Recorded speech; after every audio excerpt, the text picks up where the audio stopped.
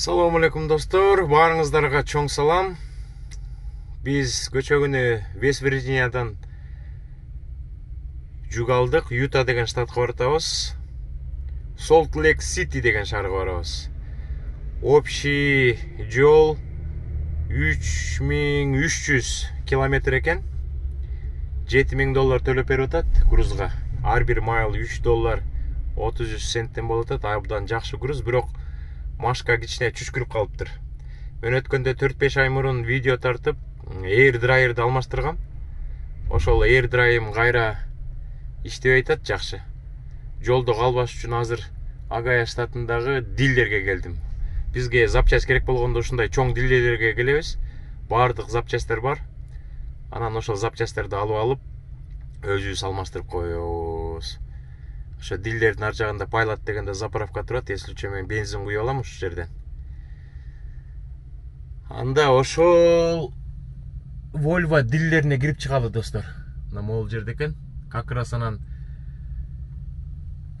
запчасть алып, машинага салып койгондон кийин сиздерге ушу Volvo дилерде сатылып жаткан анча-мынча трак бар экен. Мен жана аркы жолдон келатып көрдүм. Ошолорду дагы сиздерге бир сыйра көрсөтөйүн достор.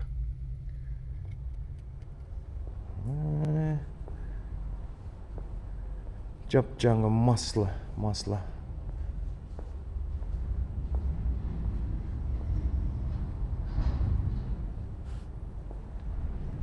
Жок, масло эмес экен. Айдалып эле жүргөн трак экен. Бул эмне салондун ичине киргизип койгон.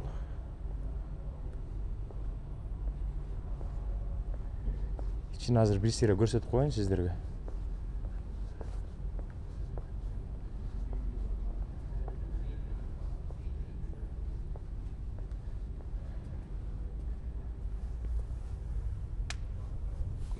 Бул жакта ошо Volvo'га керектүү запчасттар сатышат экен.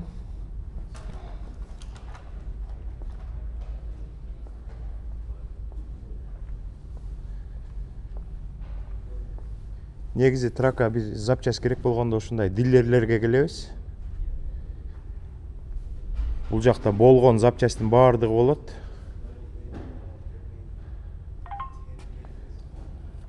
Холодильник экен.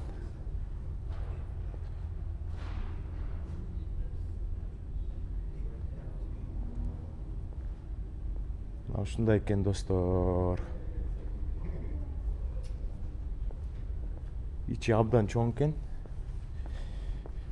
Мен 2 антифриз алдым, жана анан air dryer дегенди алдым. Air dryerди мен бир 4-5 ай мурун алмаштыргам. Эмнеге кайра иштебей калды билбейм.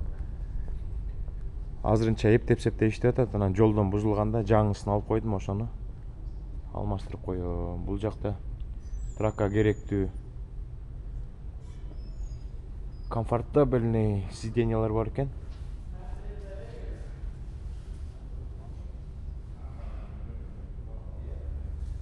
Ичи абдан чоң экен. Анда эшикке чыгып, алган нерселерди тракка салып коюп, сиздерге сатыла турган трактарды көрсөтөйүн. Air dryer алдык, 2 кулант алдык.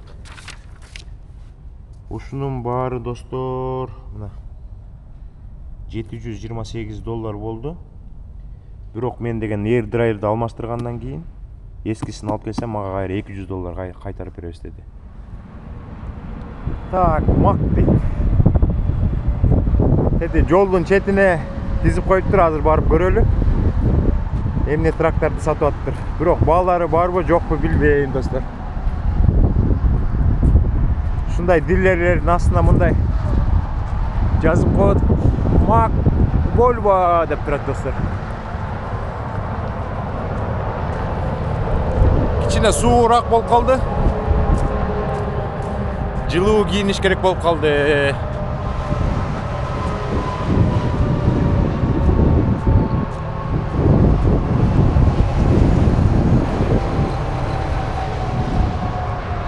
Сатыла турган трактарын көрөлү четинен. Американын желегин желбиретип коюштур.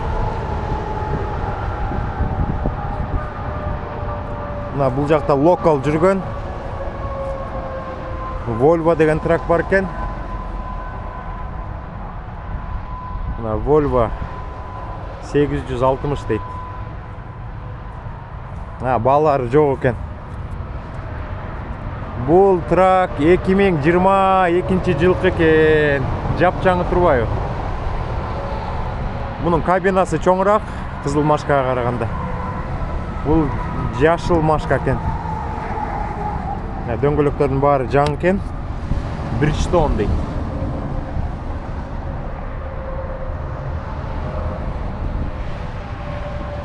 Бұл жақта дағы Volvo тұрады 860.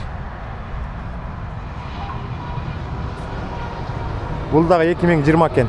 2022 жыл дейді. Бұл жақта қызылы тұрады 760 екен. Ол жеріне жазып өткен маркалар.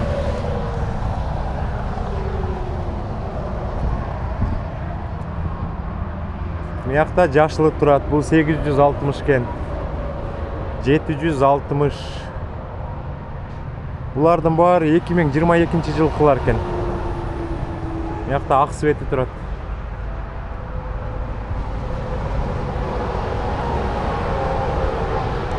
Бұл трактың светі абдан сонын екен. Дағы бір жашылы тұрады. Сатыла тұрған трактар аз екен. Мұрда жиіліп тұрчылы азыр ошо.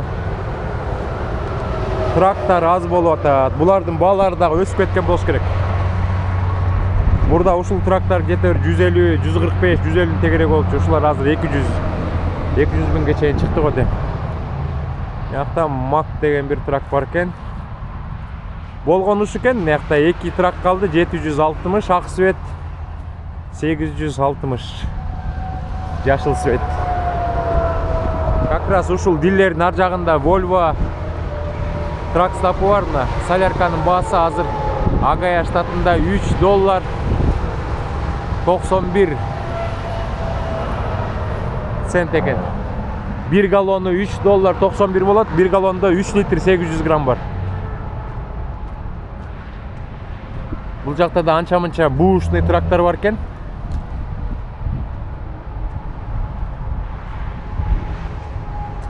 Мурда FedEx'те жүрген трак екен. Сыртында FedEx деп жазып қойып тұр.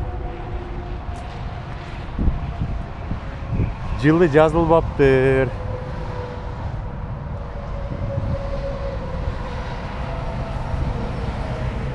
Бұл жақта дағы бір Volvo бар екен. Менікі мо қапталында терезесі жоқ. Слипер кичинерээк да, бұларды қоса терезесі бар, ана слипер чоң. Мына моторы DD13 екен, Volvo 780. Анан дағы бір жаңы трак тұрат, Volvo 760 екен. Болды, андан башқа трак жоқ екен достар.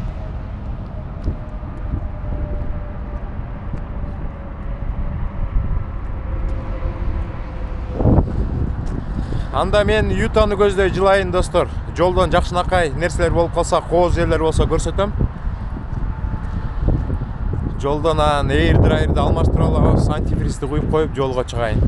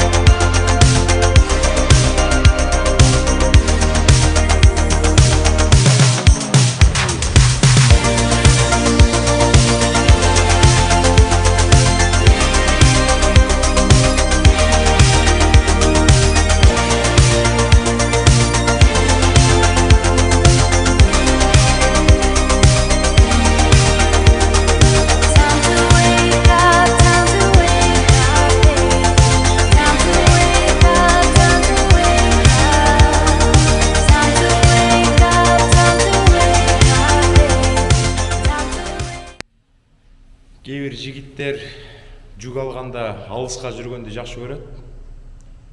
Кээ бирлер болсо жакын аралыкка жүк алганды жакшы көрөт. Биздин жүктү жеткириш үчүн 10 штаттан өтүш керек экен, достор. Мен азыр Вест Вирджиния, Пенсильвания, Огайо, Иллинойс 4 штатты өттүм. Азыр мындан кийин Иллинойска кириш керек. Андан кийин Миссури, Канзас, Колорадо, Вайоминг болуп атат. Анан 10 штат, Юта штаты болот экен. Мен эң кызык нерсени ушул видеонун эң акырына калтыргам. Өткөндө айткандай, жаңы жылдык оюнду ушул видеодо өткөрөлү, достор. Мен эртерээк кылып аткан себебим оюнду уюштурушубуз керек, андан кийин жеңүүчүлөрүбүздү такташыбыз керек. Мен жеңүүчүлөргө акчаларын салып ийишим керек. Алар тозуп алып, анан жаңы жылдык столго бир анча-мынча балдарга таттуу алсын деген ой бар болчу. Ошон үчүн ушул видеонун астына ким лайк басса, каналга катталса, анан комментарий жазса, бул комментарийга чек жок, достор. Каалаган комментарийңарды жазсаңыздар болот. Анан 1-2 жуманын ичинде дагы бир видео чыгарып, ошондо жеңүүчүлөрдү тактайлы. Жеңүүчүлөрдү такташ үчүн биз атайын программа колдонобуз. Ошо программа өзү тандайт. 6 жеңүүчүнү тандайт. 6 жеңүүчүгө $50 салып ийебиз. Мындай айтканда, сомго которгондо $300 где-то бир 25.000 сомдун тегерегинде болот. Ошо 25.000 сомду 4 эмес 6 жеңүүчүгө где-то бир 4.200 сомдон салып ийебиз, достор. Ошон үчүн оюнга активдүү катышыңыздар. Көптөн бери оюн болду элек. Биздин мекендештер, каналдын катталуучулары сагынып калды болуш керек. Биз болсо Машка менен Иллинойска кирели дагы, андан ары кете берели. Юта абдан кооз штат. Ошо Ютага барып калсак, анан жакшынакай жерлерди көрсөткөнгө аракет кылабыз, достор. Баарыңыздарга чоң салам. Каналдагылар биздин YouTube каналда уже 28.000ден ашып кетти. Telegram каналдын да ссылкасын калтырып коем. Telegram каналда 10.000ге жакын болуп кеттик. Көптөгөн мекендештер жазып атышат. Көптөрүнө убагында жооп бере албай атам, кечирип коюңуздар. Баарыңыздарга аманчылык, ден соолук, иште ийгилик. Каналга катталыңыздар, лайктан басыңыздар. Анан комментарий жазыңыздар. 1-2 жумада ушул видеонун астына катышкан мекендештердин арасынан тандайбыз дагы жеңүүчүлөргө байгелерин жиберебиз. Андан тышкары бир нерсени айтып кетейин. Мен азыр Талас областына бир 20-25 үй бүлөгө жардам берейин деп аткам. Ошо Талас областынан бир мекендешим жардам берсе жакшы болот эле. Ошо бир мекендешим чыгып, мен менен байланышса, мен ошо YouTube'дан түшкөн $100 салып, андан тышкары расходтордун баарын төлөп бермекмин. Дагы $30-40 салып, кеткен бензиндерин салып, анан өткөндө Ысык көлгө, Жалал Абадка, Баткенге тараткандай бир 20-25 үй бүлөгө бир кичине тамак аш таратып койгонго жардам берсеңиздер жакшы болот эле. Мейлиңиздер анда.